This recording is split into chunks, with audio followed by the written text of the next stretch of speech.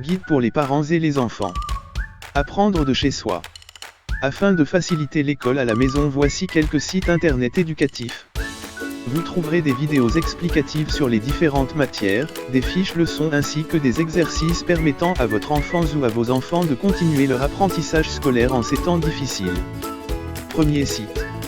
https://www.learny.fr/ Apprends, révise et comprends le monde avec Learny. L'offre éducative gratuite de l'audiovisuel public.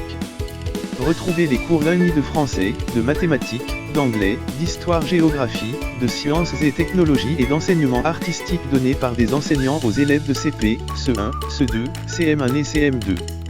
Vous trouverez ci-joint le lien qui amène directement au cours en vidéo. https://www.learny.fr/article/la-maison-le-programme-pour-les-élèves-de-primaire. Deuxième site. http://bookdebum.fr/.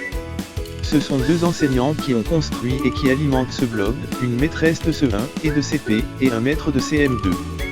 Vous trouverez donc ici de tout de la GS au CM2. Tous les fichiers, leçons et exercices, sont téléchargeables et imprimables. Troisième site. https://lutinebazar.fr/.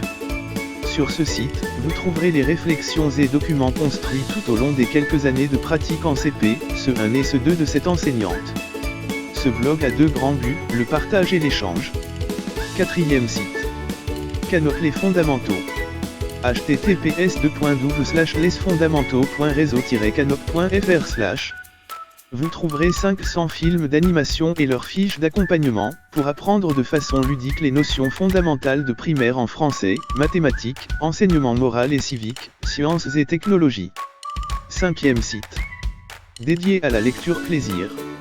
https://www.iltaitunhistoire.com/. Le site, Il était une histoire, a été conçu et réalisé par Rue des Écoles, en partenariat avec Maïf. Il vise à la diffusion et à la démocratisation de l'accès à la lecture pour les enfants. L'objectif est de donner aux jeunes de 3 à 10 ans, aux parents, aux enseignants et aux établissements scolaires, l'accès à une bibliothèque riche de plus d'une centaine de volumes. Exprimez-vous et demandez de l'aide si besoin. Il ne sert à rien de stresser quand les choses deviennent difficiles. Si vous avez des questions, contactez l'enseignant ou l'enseignante de votre enfant, ou demandez de l'aide aux accompagnateurs à la scolarité référent du centre social André Malraux. L'aide est toujours là quand on la demande. Apprendre à la maison peut être difficile, mais c'est sans aucun doute faisable. L'apprentissage à distance aide à renforcer les compétences tout au long de la vie, telles que la gestion du temps et de l'énergie, l'indépendance et la pensée créative. Récapitulatif des sites internet.